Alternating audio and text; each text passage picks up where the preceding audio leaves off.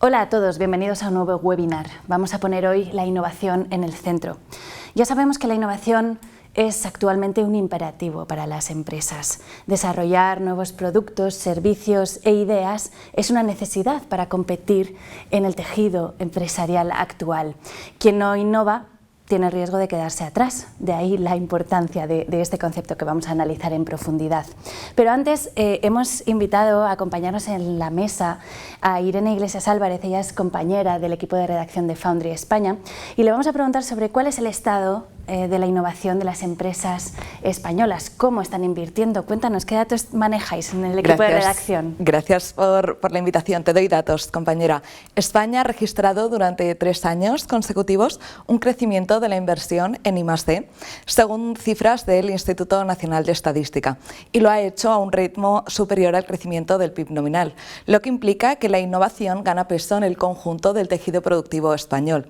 De hecho, el volumen de negocio de las empresas de alta y media alta tecnología creció un 6,2% en 2017 y las exportaciones españolas aumentaron un 8,5%. O sea, estamos viendo un incremento, es una realidad, que apuestas, o sea, la apuesta de las empresas españolas en innovación. Eso es. Muchas gracias, Irene.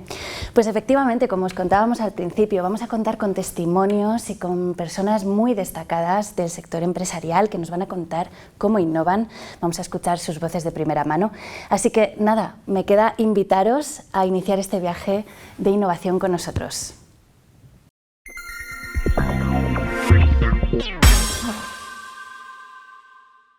En este webinar estamos abordando el tema de la innovación, estamos viendo cómo innovan algunas de las empresas más punteras que tenemos en nuestro país y estamos contando además con portavoces también referentes en el sector de la tecnología. Tenemos hoy en concreto a Juan Carlos Ramiro, él es el presidente de CINTAC, el Centro de Innovación de Tecnologías Accesibles. Juan Carlos, ¿qué tal? ¿Cómo estás? Encantado y agradecido de estar de nuevo con vosotros. Puedo decir exactamente lo mismo.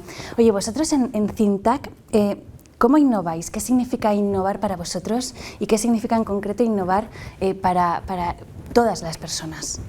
Bueno, nosotros entendemos la innovación a través de generar conocimiento y compartir conocimiento.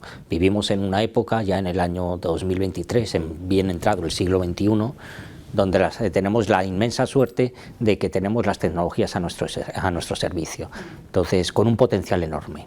O sea, lo que hace 25 años era imposible en el manejo, en el uso, para interactuar con cualquier persona con alguna limitación, con la sociedad, con el resto de personas, en el mundo de la educación, de la banca, de la sanidad, hoy en día todo esto es posible. Entonces, ¿cómo entendemos la innovación? Generando conocimiento. ¿Y cómo generamos conocimiento? Tratando de hacer llegar ese conocimiento del potencial de las tecnologías y lo que son capaces de hacer cuando son adecuadamente utilizadas para ponerlas al servicio de la ciudadanía y al servicio de la empresa y de las administraciones para dar mayores y mejores servicios para el ciudadano en toda su universalidad, tengan o no limitaciones funcionales, sean mayores, sean niños, etcétera. Para hacernos una idea y aterrizar un poco este concepto, ¿nos puedes dar un par de ejemplos que ilustren esta filosofía? Ejemplos hay muchos, afortunadamente, con las herramientas que tenemos a nuestro lado. Tenemos tiempo, podemos hablar de todos los que quieras. Pero voy a poner un par de ejemplos que yo creo que para mí son muy importantes. Cómo las tecnologías pueden generar espacios urbanos totalmente accesibles. Es decir, en una universidad, en un barrio, en una ciudad, en toda su complejidad, en un hospital o en un centro turístico, incorporando soluciones tecnológicas accesibles, van a permitir crear una autonomía prácticamente completa a cualquier ciudadano. Y cuando hablo de soluciones tecnológicas accesibles, hablo de herramientas o productos que permiten a las personas comunicarse sin ningún ruido en el entorno, sistemas de guiados inteligentes, etiquetas inteligentes que ya existen, que permiten a las personas ciegas moverse de un lado a otro en cualquier rango del espacio, sea un hotel, un hospital, un centro comercial, etcétera. El poder localizar tú las plazas de aparcamiento, como es mi caso, de movilidad reducida, que están libres y no tenerme que complicar la vida o dar 20.000 vueltas o simplemente desistir, dice, porque no las encuentro. El poder utilizar un lenguaje fácil a través de tu móvil, a través de herramientas que te transcriben la información de un hotel, por ejemplo, o de una factura, y te la convierten en un sistema de lectoescritura que llamamos lenguaje fácil. Si todo eso lo incorporas en un espacio, permites que cualquier persona sea completamente autónoma sin depender de nadie. Y te voy a poner otro ejemplo que a mí me apasiona, que es el campo de la realidad virtual. El campo de la realidad virtual, que no viene de ahora, ni muchísimo menos, yo lo empecé a conocer hace 15 años en el Instituto Guttmann. El problema de la realidad virtual es que entonces la tecnología desarrollada ocupaba mucho ancho de banda y las redes de comunicación no permitían. Era lentísimo, costosísimo, pero yo la conocí hace 15 años y la utilizaban en el Instituto Guttmann para rehabilitación de personas con daño cerebral, con ictus, con lesiones medulares. Esto era el principio. Pero es que hoy se puede hacer realidad virtual. Dice, no lo podemos imaginar porque es algo que tendrías que experimentar, pero se pueden hacer mundos virtuales, videojuegos, espacios totalmente virtuales, completamente accesibles para personas incluso ciegas. Lo único que tienes que hacer es en ese universo virtual, por ejemplo, a una persona ciega, es ir describiendo los elementos que te vas encontrando en ese espacio. Igual que pasa en el mundo ciego, en el mundo físico. Una etiqueta te puede decir que aquí tienes una silla y que no vas a poder que lo rodees. En el espacio virtual exactamente igual. Si eso se conoce, puedes hacer, por ejemplo, un videojuego completamente eso y varias cosas más. Pero es, por ejemplo, muy básico. Pero es que también se puede utilizar y se está utilizando para generar autonomía en personas con discapacidad intelectual. Se han creado hipermercados y supermercados, centros comerciales, donde introduces a las personas con discapacidad virtual, a las personas con discapacidad intelectual, antes de devolverlos, entre comillas, y dicho con todo el cariño, a su casa, para que luego en la vida diaria sean capaces de ser completamente autónomos y desenvolverse en los espacios sociales en los que interactúa con cualquier otra persona. Y en este sentido se me ocurre, ¿la pandemia ha sido un acelerador de la innovación para todas las personas? La pandemia ha tenido sus pros y sus contras. Dice, y yo soy totalmente partidario. Ha tenido pros, por ejemplo, para nuestras personas mayores, por ejemplo, ha sido descubrir que para muchas de ellas que existía el WhatsApp y que además el WhatsApp podía hacer videoconferencia para... eso es algo bueno, sí, es verdad. Evidentemente. Dice, y igual que a nivel general se ha descubierto que existía algo para trabajar y para estudiar como las videoconferencias, que se ha globalizado, por así decirlo.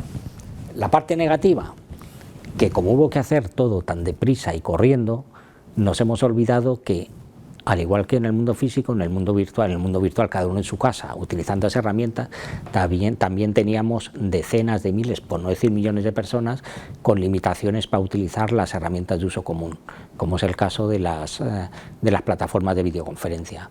Antes lo comentaba, y la diferencia entre utilizar una plataforma de videoconferencia u otra hace 2 años y medio significa que una la podían utilizar personas ciegas, personas sordas y las otras los dejaban completamente de lado. Y precisamente las que se pusieron de uso general dentro de las administraciones públicas, en el mundo de la educación y en el mundo de la empresa sobre todo, también eran las plataformas no accesibles. En cambio, en el entorno doméstico se empezó a popularizar Zoom y yo no soy accionista de Zoom, es un ejemplo. Ahora han mejorado en calidad prácticamente todos, pero es que tenía unos niveles de calidad, de facilidad de uso, que a lo que llamamos usabilidad y de control para cualquier persona, dice había un abismo entre unas y otras. Entonces el utilizar unas u otras significaba que dejábamos fuera de la sociedad civil prácticamente a millones de personas o las incorporábamos. Juan Carlos, esto es una campaña muy enfocada en el perfil de los ingenieros de telecomunicación, en la labor que hacen y en la labor que hacen no solo para las empresas, sino para la sociedad, ¿no? ¿Cómo dirías cuál es la aportación de las telecomunicaciones en la innovación a la hora de integrar a todas las personas?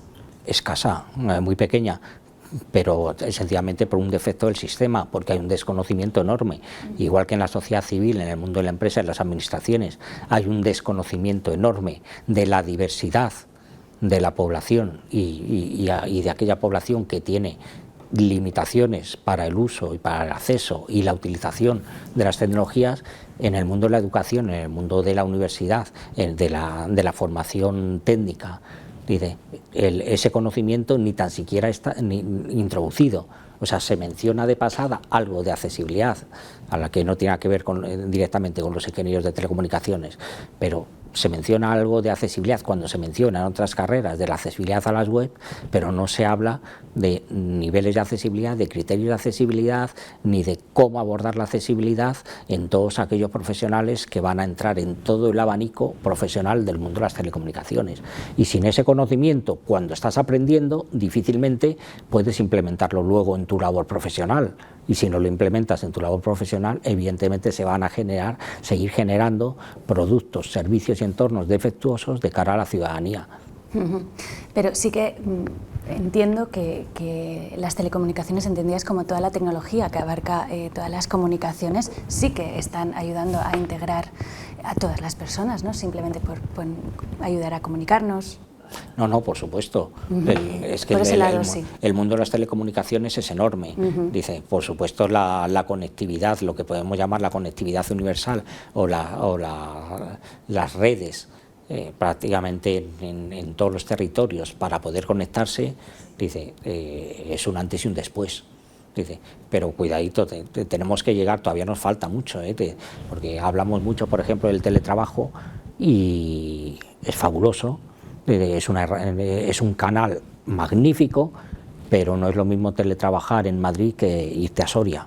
Probablemente en Soria todavía tengas bastante dificultad, a Soria o a Palencia o a cualquier pueblecito de la España profunda. O sea que esa capacidad que se está globalizando de conectividad fantástica, y ahí por supuesto que las ventajas y el beneficio que está generando es enorme, sin duda. Y llegará a ser prácticamente universal esa capacidad de conectividad. Pero entonces, queda mucho por hacer.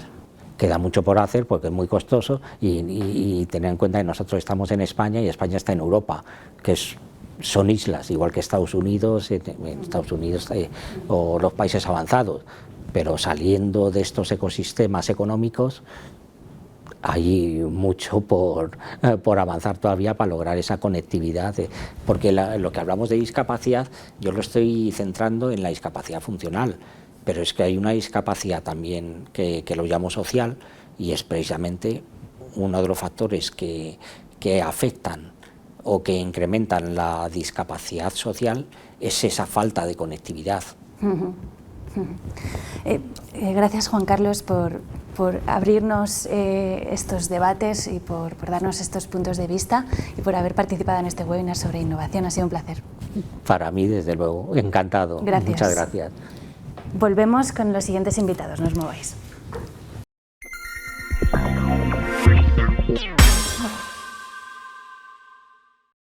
Tenemos en esta mesa ahora a Juan Herranz, él es Industry Manager de Telco en la compañía Esri.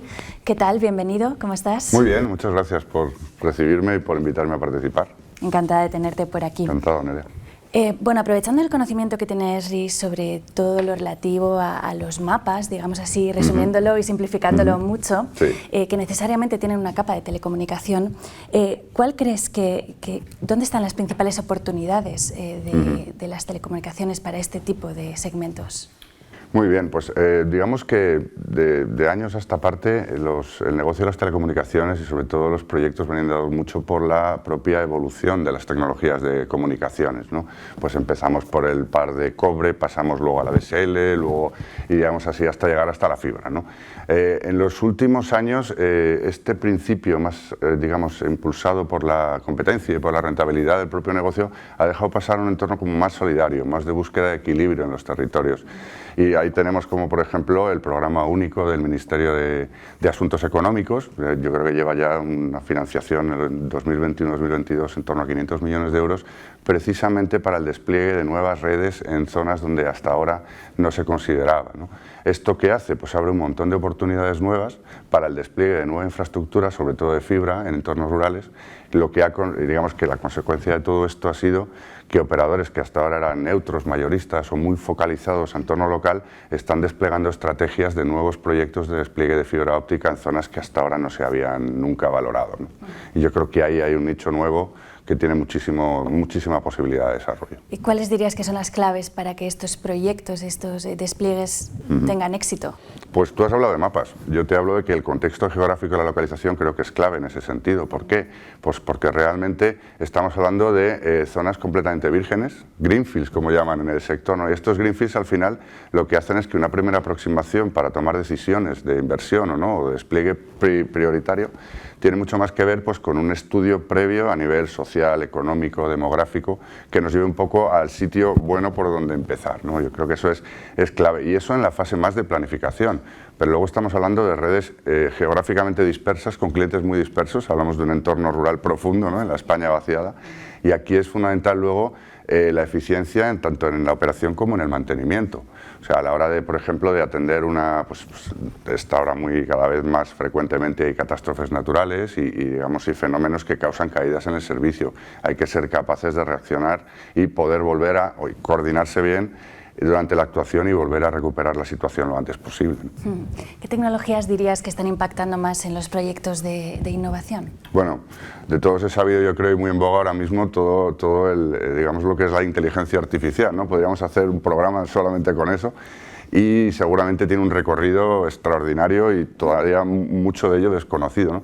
Pero yo creo más, digamos, algo más ahora mismo a corto plazo, yo creo que la combinación de, por ejemplo, estamos pensando en la realidad virtual y aumentada, en la ciencia de datos, en el Internet de las cosas, el tiempo real y todo relacionado, donde las telecomunicaciones son clave para conseguirlo, con el fin de crear gemelos digitales. Gemelos digitales que nos permitan, por un lado, digamos, monitorizar, mantener y operar de forma mucho más rentable y eficiente en nuestras infraestructuras. Y no solamente las de las redes, por ejemplo, las de telecomunicaciones, agua, gas, electricidad, también para todo aquello que tiene que ver con el territorio, pues proyectos de sostenibilidad, ciudades sostenibles, las Smart Cities, de movilidad inteligente, como es el coche conectado, o incluso la mejora de procesos industriales. ¿Dónde ves las mayores oportunidades para los ingenieros e ingenieras de telecomunicación que nos están viendo? Esta es una campaña muy dedicada a ellos. ¿Dónde ves que tienen más empleabilidad y más oportunidades? Bueno, pues a priori, pues tal como comentaba antes, ¿no? La apertura y el despliegue de nuevos proyectos, pues evidentemente reabren un nicho para la ingeniería de telecomunicaciones en todas las fases, digamos, de cualquier proyecto, ¿no? Lo que es la gestión, planificación, coordinación y ejecución de esos proyectos. Pero a su vez también cada vez están más presentes en otros segmentos, como puede ser la robótica, decía antes la ciencia de datos, el desarrollo de sistemas informáticos. Yo creo que en general todo lo que tiene que ver con tecnologías de la información y comunicaciones, ¿verdad?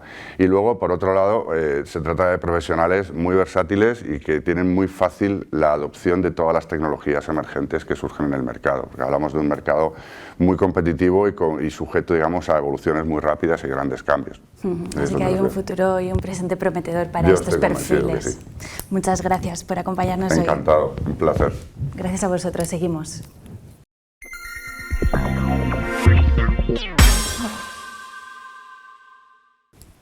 Seguimos hablando de innovación, lo hacemos con un panel de excepción. Tenemos ahora de invitada a Carmen García, presidenta de la Fundación Women's Week.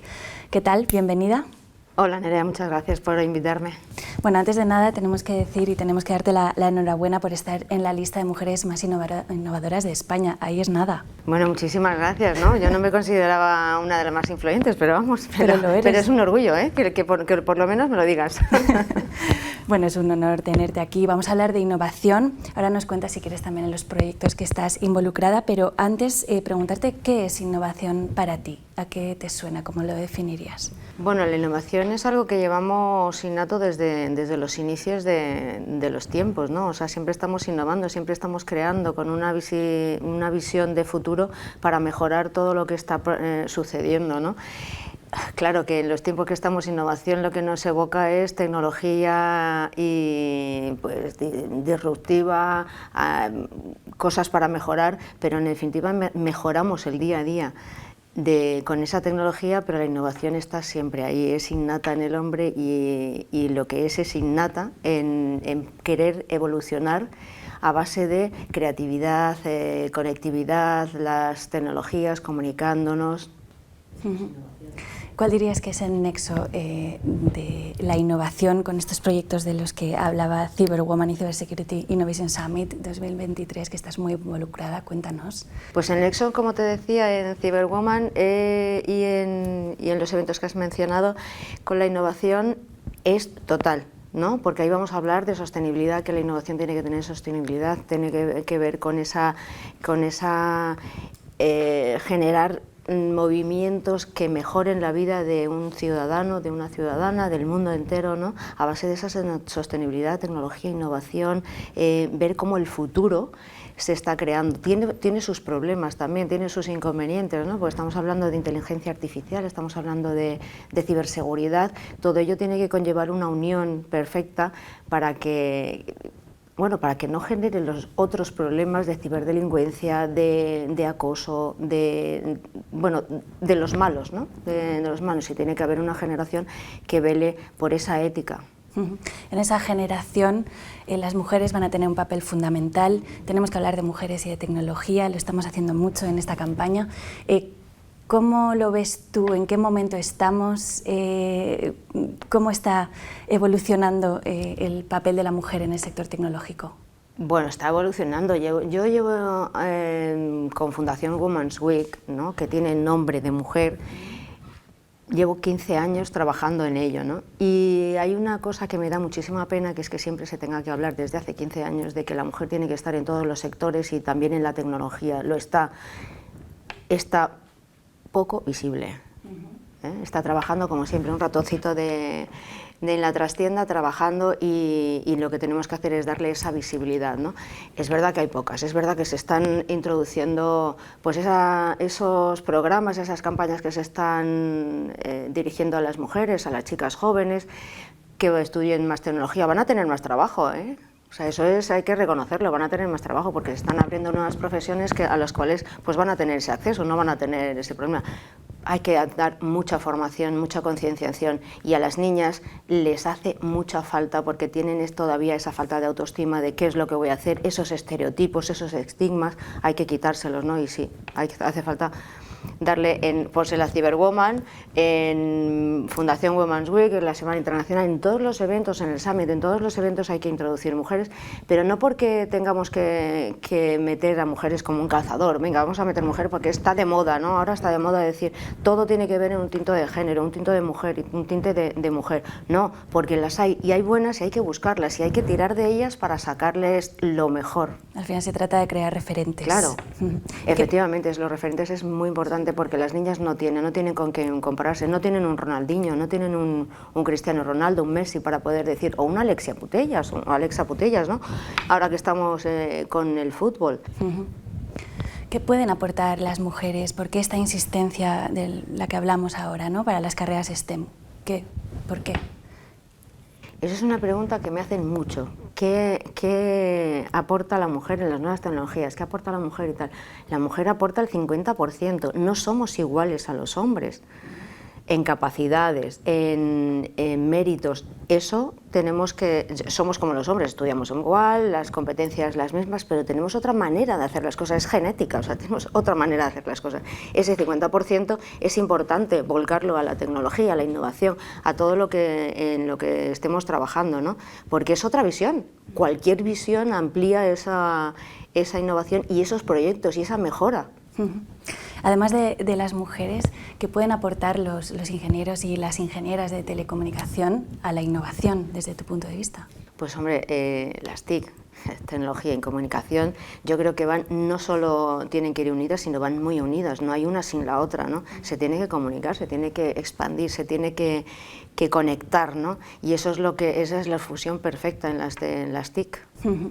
Pues muchas gracias, Carmen, por este rato y por esta charla tan interesante. Pues nada, gracias a vosotros por invitarme. Un placer.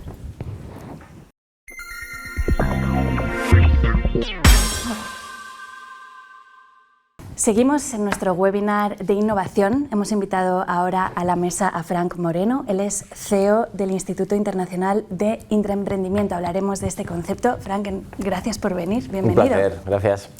Bueno, sabes que estamos centrando esta campaña en las telecomunicaciones, en el perfil de los ingenieros de telecomunicación. Como máximo responsable de una escuela de negocios internacional, ¿qué dirías que ha sido lo que han potenciado las telecomunicaciones en la última década?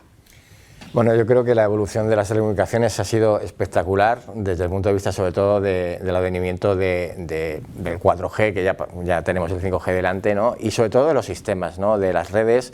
Han evolucionado de una forma espectacular, se ha invertido muchísimo en comunicaciones mucho más flexibles, mucho más abiertas y sobre todo con mayores capacidades de comunicar, y nosotros pues lógicamente como una startup que hemos nacido hace apenas 4 años, pues parte de nuestra labor es invertir en telecomunicaciones porque consideramos vital. ¿Cómo estás viendo que va a evolucionar la educación de la mano de estas evoluciones que también estamos viendo? Pues 5G, todas las comunicaciones satelitales, esta maduración del sector. Pues a mí, fíjate, quizá no me aterra, pero sí me asusta un poco el saber o precisamente el desconocer cuál va a ser la evolución real de la educación y cómo se va a mover, sobre todo con la nueva Internet, con la 3.0, con la inteligencia artificial.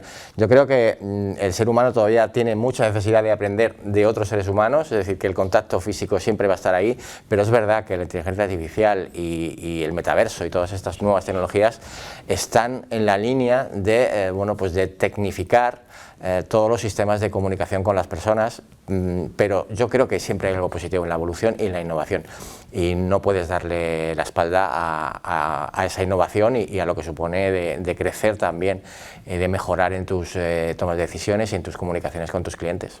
Sí, además todas esas tecnologías que mencionas tienen un estrecho lazo con las comunicaciones, con lo cual esta ingeniería de telecomunicación podemos decir que son unos estudios de futuro, cuanto menos. Sí. Presente y futuro. Presente y futuro, sí, tú lo has dicho muy bien. Fíjate, yo creo que tiene que evolucionar mucho más en el sentido de acercarlo a la necesidad de las empresas. Yo siempre he pensado que la universidad es importante, es un paso, pero no es el único. Tenemos formaciones como la FP que te acercan mucho más a la realidad y los objetivos de las empresas, ¿no? Tenemos que buscar que la universidad y que los estudios, por ejemplo, de ingeniería de telecomunicaciones estén más en la realidad y en la práctica de las empresas, porque existe un gap muy importante, una brecha entre lo que es un estudiante, como dicen en latinoamericano, egresado que sale de la facultad, y de la realidad de la empresa, de lo que busca la empresa, de los objetivos y de lo que comercializa, ¿no? Y mientras no haya un puente que se tienda más cercano, pues posiblemente seguirá existiendo ese gap entre educación y empresa. ¿Y cómo crees que pueden combinarse finalmente estos estudios de ingeniería con otros conocimientos y en concreto con el intraemprendimiento, este concepto que estamos abordando? Qué buena pregunta, la verdad es que a ver si consigo responderte con todo lo que quiero. El objetivo sería que las empresas fueran intraemprendedoras, es decir, que el potencial, el talento que les viene a través, lógicamente, de personas que han terminado su titulación, diplomados o licenciados, les permitiera crear nuevas ideas, nuevos negocios dentro de la empresa, ¿no? Ese es quizá el concepto de intraemprendimiento.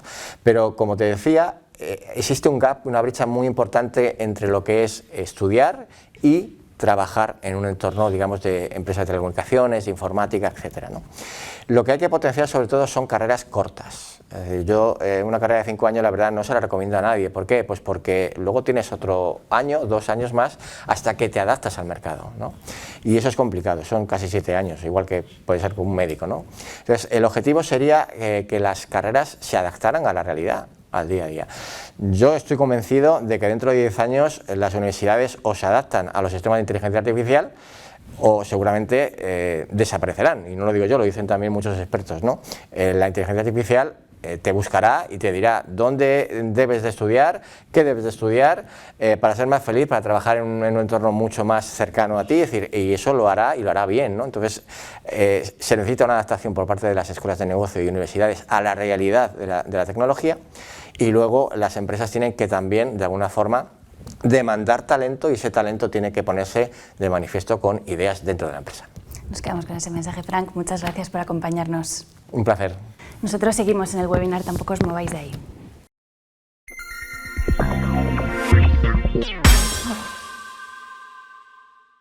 Tenemos ya aquí a Laura Olcina Puerto, ella es la directora gerente de ITI, la presidenta de FEDIT, es la Federación Española de Centros Tecnológicos, como bien sabéis. Bueno, tiene una carrera extensísima, más de 25 años, ahí es nada, y estamos encantados de tenerte por aquí. Laura, bienvenida. Muchísimas gracias, Nerea. Estoy totalmente, encantadísima de estar con vosotros un ratito.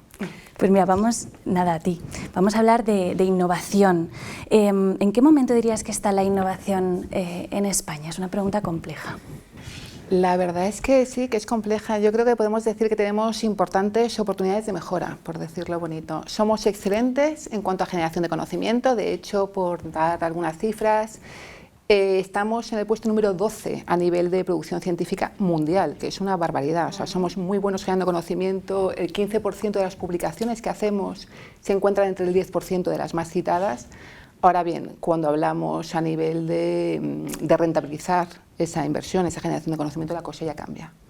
Si nos centramos en la parte de innovación, que yo creo que es lo que estamos comentando, y para seguir también con datos concretos, ¿no? que nos permitan hacer una radiografía de dónde estamos exactamente en España ahora. Nos encontramos con el European Innovation Scoreboard, que se trata de unos indicadores que pone un ranking que hace la Unión Europea para ver en qué situación se encuentra cada país en base a una serie de indicadores, son 32 indicadores organizados en 12 bloques. Bueno, la conclusión, según datos de julio de 2023, es que España es un innovador moderado. No suena demasiado mal, moderado, ¿no? Es como una palabra amable, no está bien. O sea, vamos creciendo, año tras año seguimos creciendo en materia de innovación, pero digamos que sería el tercer grupo. Hay 4 grupos, hablamos de innovaciones, líderes en innovación, innovadores fuertes, moderados y ya emergentes. Pues estamos en el tercer bloque, que está por debajo de la media europea en materia de innovación. Destacamos por ser positivos en algunos ámbitos, como puede ser, y yo creo que es porcentaje de población con estudios superiores, ahí vamos otra vez al talento, a la parte de generación de conocimiento. Somos, y es una muy buena noticia, muy fuertes en materia de digitalización y conocimientos en justamente digitalización. Llegamos a estar por delante de Suecia, estamos en el número 4, pero pinchamos de una manera escandalosa en toda la parte de inversión en I+D, inversión en I+D de empresa. Inversión en I+D, de hecho, estamos muy alejados de la media a nivel europeo. Estamos aproximadamente en 1,43, la media creo que estaba en 2,12. O sea, tenemos que hacer los deberes y tenemos que hacer los deberes además en la parte de inversión de empresa. Inversión por parte de las empresas, perdona. Yo creo que ahí justamente es el punto en el que los centros tecnológicos, centros como el caso de ITI o centros tecnológicos que forman parte de la federación a la cual represento de FEDIT, pueden ser un gran aliado. Según los datos del SECTI, los centros tecnológicos son los aliados, los partners favoritos de las empresas cuando deciden innovar. De hecho, suponemos el 50, no llega a ser el 50, es un 48 más o menos % de las licencias, digamos, de patentes, de la rentabilidad de licencias de patentes, pese a que solamente tenemos un 10% de las patentes, con lo cual, bueno, yo creo que son datos positivos. Sí, y reveladores también. Por industrias, ¿cuál dirías que son las que más están innovando? A ver, esa sí que es muy, muy compleja. De hecho, yo creo que esa pregunta la he ido haciendo en diferentes mesas redondas y nadie me la sabe contestar exactamente, porque depende si estamos hablando de porcentaje de innovación respecto al peso o de volumen de inversión. Lo que no hay duda, desde luego, es la potencia o la gran innovación que se está haciendo en el sector, en nuestro propio sector, en el sector TIC. Luego nos encontraríamos temas de energías renovables, producción de hidrógeno, biotecnología, en fin. Pero bueno, yo creo que el sector TIC ahí está haciendo los deberes de una forma importante. Se entiende, lo acabas de decir, que la tecnología y la innovación van de la mano, no se puede entender de otra forma, ¿no? A ver, tendría que decir que no. Es decir, que no es necesario, que no solamente tenemos que hablar de innovación tecnológica, pero yo no me lo creo. O sea, tengo que ser sincera. Me cuesta pensar algún ámbito en el que la tecnología no tenga impacto, ya sea directo o indirectamente. Creo que al final la tecnología cambia la forma en la que nos relacionamos, producimos, comercializamos. Desde que cogemos el coche por la mañana, nos marca qué camino tenemos que seguir, los libros que leemos, la música que consumimos, que compramos, dónde comemos. Es totalmente imposible pensar en innovación sin tecnología. Ahora bien, Lo que creo que es muy importante es tener en cuenta que la tecnología no es un fin en sí mismo. Es un tema que defendemos especialmente desde ITI, Centro Tecnológico.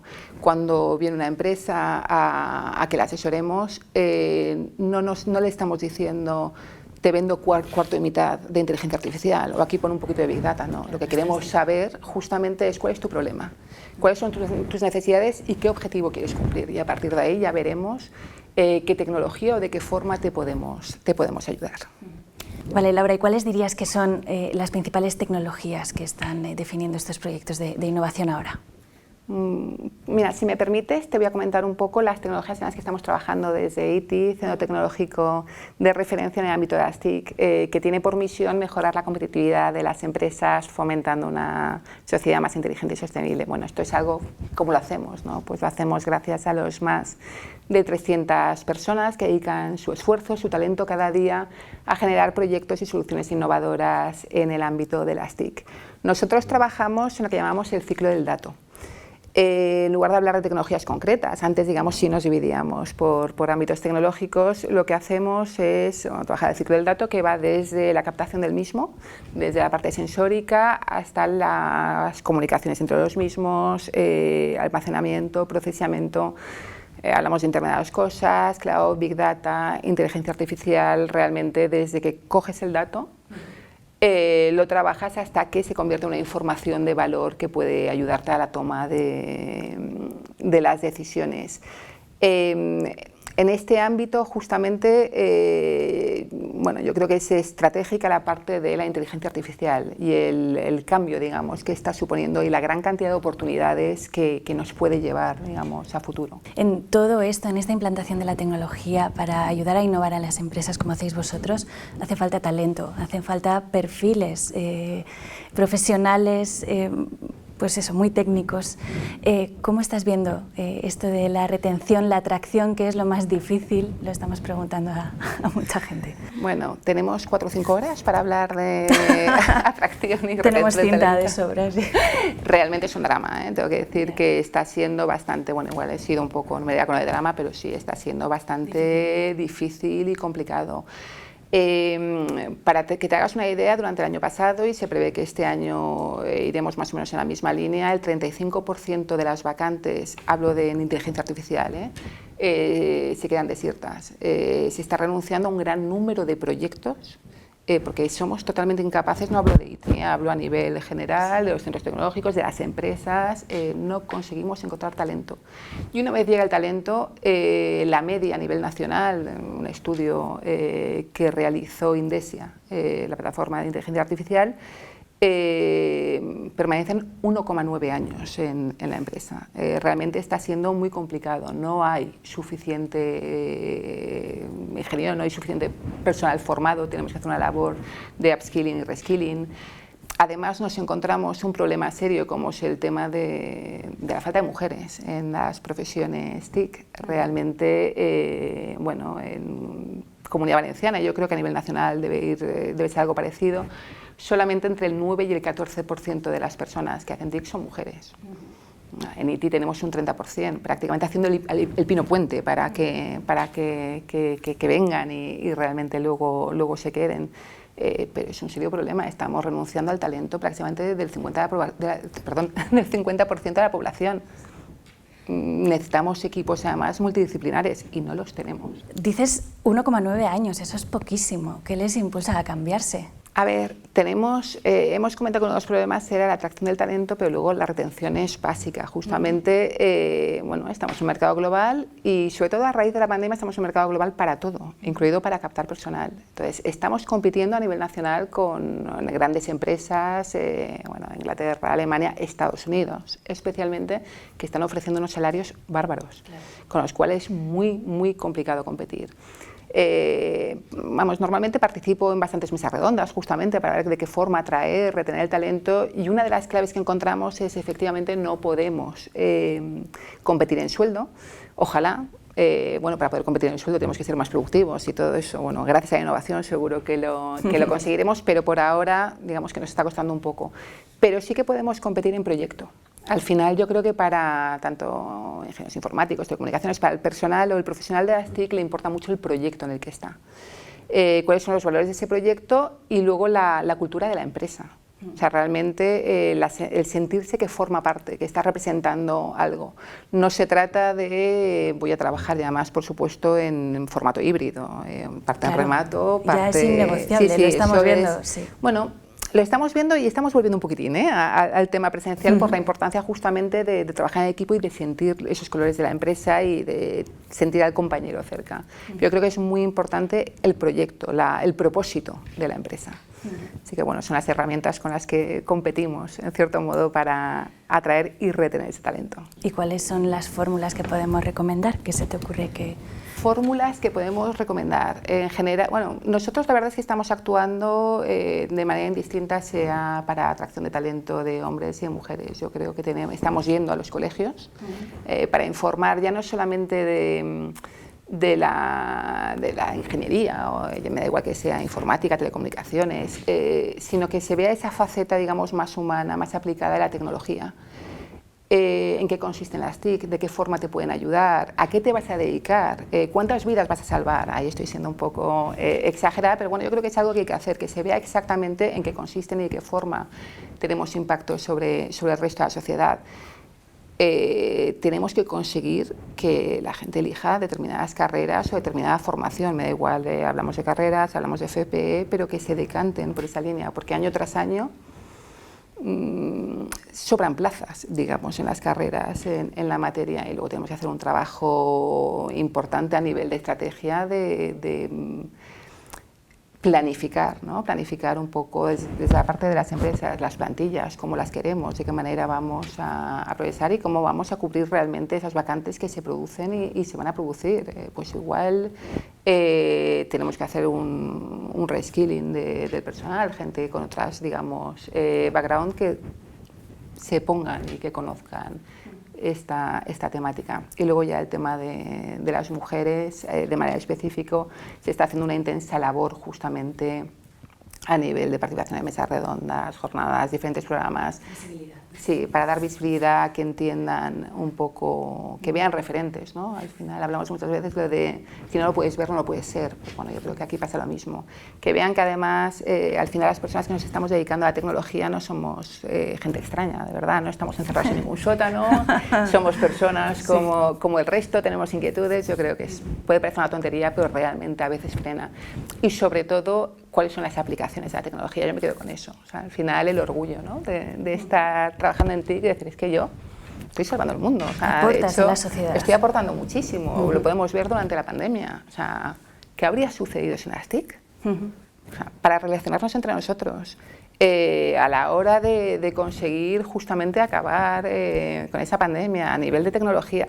Pues yo creo que... Eso creo que puede ser un buen gancho, ser partícipe de todos los cambios y la evolución que está viviendo la sociedad. Nos quedamos con ese mensaje. Muchas gracias por tu tiempo y por habernos acompañado. Ha sido un placer. Muchísimas gracias, Nerea. Seguimos con los siguientes invitados.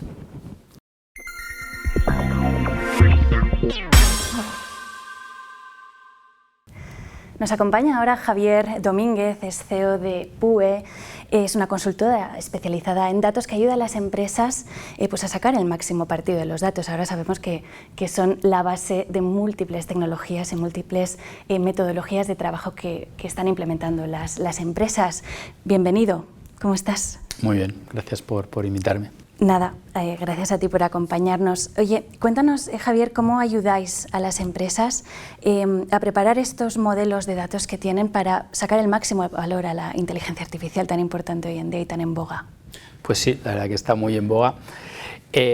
Principalmente podríamos decir que les ayudamos sobre todo en esa importante fase previa, ¿no? de esos modelos, de esos proyectos de inteligencia artificial y machine learning.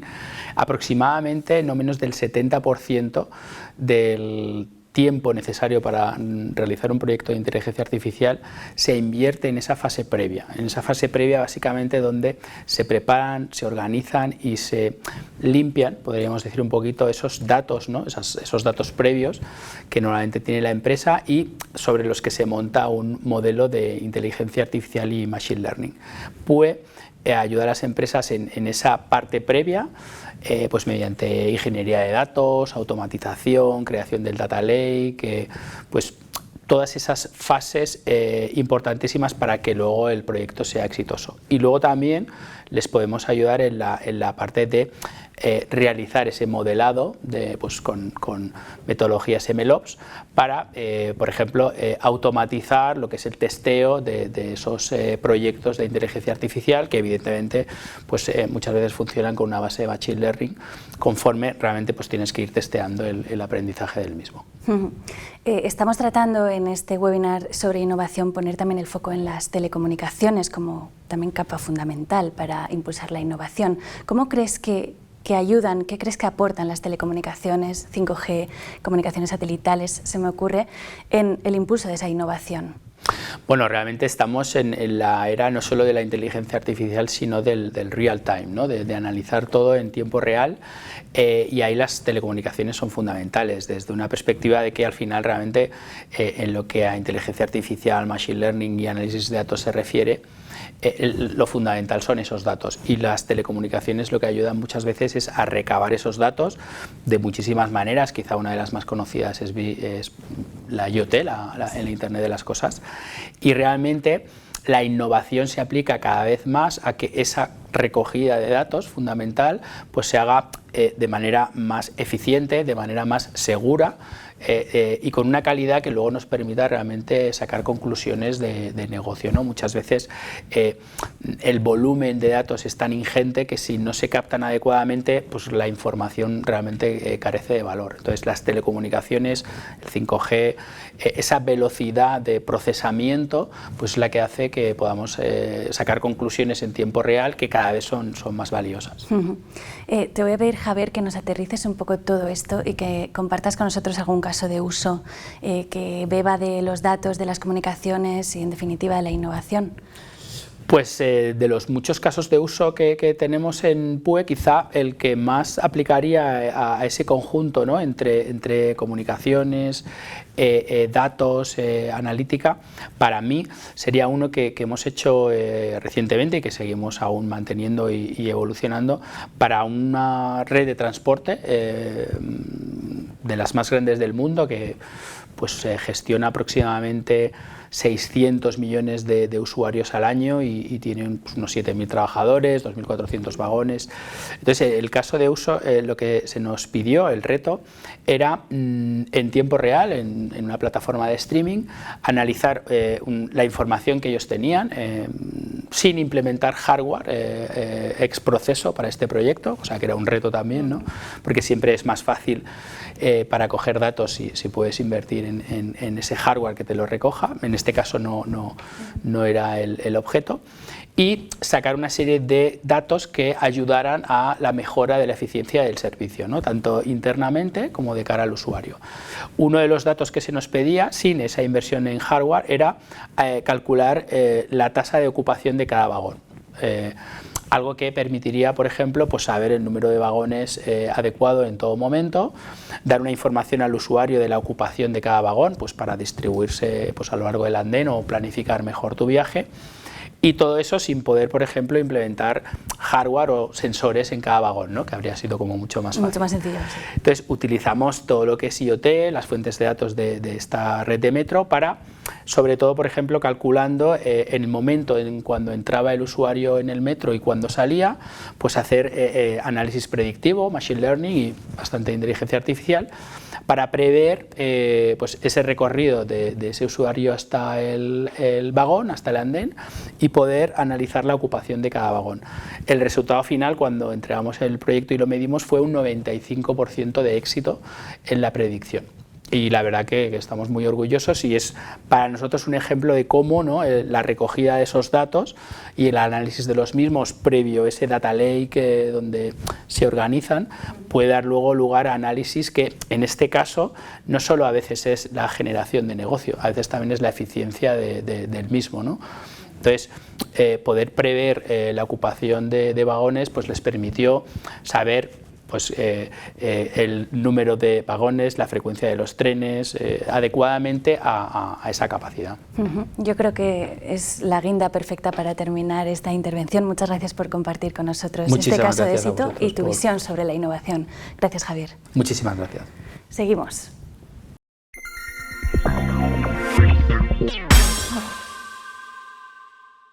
Como colofón a este webinar sobre innovación tenemos aquí a Alberto Alonso, él es el responsable de alianzas públicas en Impact Hub. Bienvenido, gracias por acompañarnos. Muchas gracias. Bueno, nos toca hacerte la pregunta la más compleja probablemente. ¿Cuál es el estado de la innovación en España? Sí, a ver por dónde empezamos, ¿no? Bueno, hemos tenido opiniones muy interesantes. A mí me gustaría enfatizar o enfocar esta mirada en 3 capas de la innovación. La primera capa sería la capa primigenia, como entendemos hoy en día la innovación, ¿no? La innovación contemporánea. Esta empezó con los emprendedores, es decir, esas personas versátiles que a veces incluso estaban trabajando en grandes corporaciones, estaban encorsetadas y salen de esa estructura para estar ligeros y poder moverse, ¿no?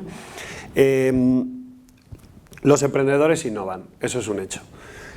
La segunda etapa, que es en la que estamos actualmente, o digamos estamos terminándola, es la etapa de la innovación en las grandes corporaciones y tejido económico normal, ¿no? Las pymes grandes, las corporaciones, ellas han entendido que el futuro pasa por innovar y están adoptando modelos, como pueden ser procesos de innovación abierta, intraemprendimiento, que lo que permite es, siendo una gran estructura, poder tener esa cintura para poder innovar y poder de alguna manera generar nuevos productos y servicios de una manera más ligera, ¿no? Actualmente estamos en la transición entre esta etapa y la última etapa, que también es para nosotros la etapa más importante. Esta etapa es la etapa en la que es el Estado el que innova. ¿Por qué pasa esto? Pasa esto porque hoy en día tenemos una serie de retos en el siglo XXI que empiezan por el cambio climático, pero hay muchos más, que son tremendamente complejos y en los que el Estado no puede dar respuesta si no es mediante la innovación. Ahí, ¿qué nos encontramos? Nos encontramos un Estado que, si ya una corporate, una gran empresa, tiene ciertas dificultades, ¿no?, por su estructura para innovar, imagínate un Estado, ¿no? Además un Estado como el español, que se desplegó en el siglo XX en analógico y que ahora mismo está envuelto en esta transición, ¿no? Entonces, ahora mismo estamos en eso, estamos en esa adopción. El Estado ya ha entendido que tiene que innovar, sabe que no puede por su estructura, entonces se genera lo que actualmente está de moda, es esa colaboración público-privada. No puede hacerlo solo, con lo cual todos, sector privado, sector público y emprendedores, entramos en una lógica conjunta en la que todos juntos innovamos para dar respuesta a estos retos globales, ¿no?, que además son complejos y no de fácil solución. Y vosotros desde Impact Hub, ¿cómo ayudáis a este proyecto genérico? ¿Cómo fomentáis la innovación? ¿Cuál es vuestro granito de arena? Bueno, pues nosotros, muy resumidamente, agarramos todos esos agentes que te he dicho y los metemos en el mismo sitio a trabajar con un objetivo común, con un propósito que comparten. ¿Esto cómo se traduce? Esto se traduce en espacios. Nosotros somos una red de hubs, que estamos en más de 65 países, en los 5 continentes, es decir, en casi todas las capitales del mundo hay un Impact Hub, y en el Impact Hub se dan, digamos, lugar, es una plaza que reúne a emprendedores con un matiz, emprendedores con propósito, es decir, no solamente a través de su acción de negocio consiguen rentabilidad económica, sino que a través de su modelo de negocio impactan positivamente en lo social o en lo medioambiental. Esa es una primera capa. También incluimos dentro de nuestros hubs a empresa y a corporate. Ellos vienen porque es un terreno fértil para innovar, está lleno de emprendedores, ¿no?, con esa cintura ligera que hablábamos. Y por último, y ahora estamos en esta capa, ¿no?, estamos incluyendo también a las administraciones públicas para que puedan terminar de completar esa paella, ¿no?, que tenemos en nuestros Impact Hubs y que al final es indispensable, ¿no? La administración pública al final, por su efecto tractor, por su gran capacidad de movilización, pues son indispensables para incluirse, ¿no?, en este modelo que somos los Impact Hubs hoy en día. Y con esta visibilidad que os confiere vuestro modelo de negocio sobre el emprendimiento, ¿cuáles dirías que son los ingredientes para que tenga un impacto positivo? Mira, normalmente, y esto viene también un poco del modelo económico que se instauró después de la Segunda Guerra Mundial, ¿no?, y de la visión de la empresa en la segunda mitad del siglo XX, a final de año se cerraban las cuentas y había que hacer un balance. El balance siempre era económico, ¿no? Bueno, ¿hemos ganado o hemos perdido dinero, ¿no? Entonces, en función de eso, tú repartías dividendos o no a tus accionistas y seguías con tu modelo de negocio. Hoy en día el mundo es más complejo, como estamos viendo, y tenemos muchos retos que no solo consisten en crecer económicamente, sino que también consisten en generar una serie de impactos que puedan ser positivos en lo social o en lo medioambiental. ¿Por qué se da esto? Se da pues porque hoy en día una empresa que tiene un impacto negativo desmedido en lo medioambiental va a ser castigada por los propios consumidores, incluso por la propia legislación de los diferentes países, y se va a ver abocada al fracaso, a la desaparición. Es por esto por lo que hoy en día, tanto las empresas como los emprendedores están empezando a tener no solo un balance, sino 3 balances. Es decir, a final de año cierran cuentas, y cierran cuentas en lo económico, pero también cierran cuentas en lo medioambiental. Hemos provocado un efecto positivo mediante nuestro modelo de negocio en lo ambiental o negativo, y así en lo social también, ¿no? Si sale un resultado positivo, fenomenal. Si sale un resultado negativo, bueno, hay que ver por qué y hay que intentar mitigar ese resultado negativo para que en el próximo cierre de ejercicio pueda tender a 0 o incluso ser positivo. Exactamente igual que lo económico, pero con otras materias que hoy en día son igual de importantes. O sea, estamos hablando de ir más allá del beneficio económico únicamente, que es verdad que tal vez es el valor único al que se hacía referencia hasta ahora. Vosotros tenéis en cuenta también en estos proyectos que entran estos 3 factores, ¿no? Sí, estos 3 balances son casi 3 dimensiones. Y en el justo centro está la virtud, ¿no? Porque, fíjate, como hablaba antes, si tú no tienes hoy en día en cuenta los factores medioambientales y tu modelo de negocio impacta continuamente de manera negativa en el medio ambiente, vas a tender a desaparecer, ya sea por legislación o por el propio castigo que te dan los consumidores. En lo social, prácticamente también, ¿no? Entonces, esos 2 balances se sitúan en igualdad de condiciones al económico, que, ojo, también es muy importante, porque si los negocios no son solo sostenibles, sino que no dan rentabilidad, claro, entonces no van a tener lugar, no se hacen, ¿no? Eso no quiere decir que esté por encima, sino que está en un régimen de igualdad con los otros 2. Y ya por último, esta es una campaña muy enfocada a las telecomunicaciones y a los perfiles que estudian o van a estudiar eso. ¿Cómo dirías que ha favorecido al emprendimiento la irrupción de las telecomunicaciones? Pues ha sido el elemento disruptivo que ha hecho hervir toda la cazuela, ¿no? Toda la paella que hablábamos antes, ¿no? O sea, fíjate, en un Impact Hub nosotros metemos a todos estos agentes y mediante un modelo de dinamización y de conducción de lo que pasa ahí dentro, de las colaboraciones, nosotros generamos valor. Cuando tú a esos agentes les das tecnología, les das factores de comunicaciones, telecomunicaciones, de repente todo eso se revoluciona. Se revoluciona porque la tecnología hoy en día es como un disparador. Permite hacer las cosas de manera mucho más rápida y eficiente que antes. Ahora, eso sí, también ponemos una banderita que creo tenemos que tener en cuenta, y es que la tecnología debiéramos utilizarla siempre no como un fin en sí mismo, sino como un medio, ¿no? Al final de todo, detrás de todos esos procesos digitales, de todas esas tecnologías, al final siempre hay una persona hablando con otra persona, ¿no? La tecnología nos ayuda a acercarlas, son personas con personas, ¿no? Entonces, tecnología siempre sí como un medio. Para tener una innovación con impacto, la tecnología finalmente es un aliado indispensable. Nos quedamos con ese mensaje. Absolutamente. Muchas gracias por habernos acompañado y a vosotros por habernos acompañado también desde casa.